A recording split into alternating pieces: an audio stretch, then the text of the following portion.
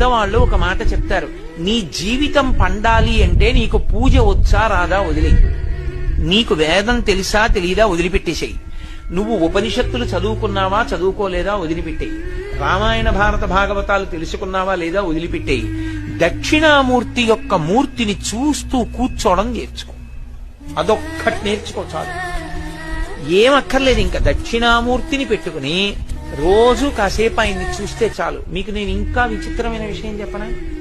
చంటి పిల్లలు కొంచెం కొంచెం పెరిగి పెద్దవాళ్ళు అవుతున్నప్పుడు ఇంట్లో అందమైన దక్షిణామూర్తి విగ్రహం ఉండి, విగ్రహం అంటే ఫోటో కనీసం ఉండి, పిల్లలు కాసేపు దాని వంక చూడడం అలవాటైతే మీరు చూడండి, నేను యథార్థం చెప్తున్న, పెద్దలు నిర్ణయం చేసింది, వాళ్ళు కళ్ళు తిప్పి ఆడుకుంటూ ఆడుకుంటూ పాకడం కూర్చోవడం వచ్చినప్పుడు చూసినప్పుడు వాళ్ళు నిశ్చలంగా కాసేపు ఇలా దక్షిణామూర్తి వంకే చూస్తారు.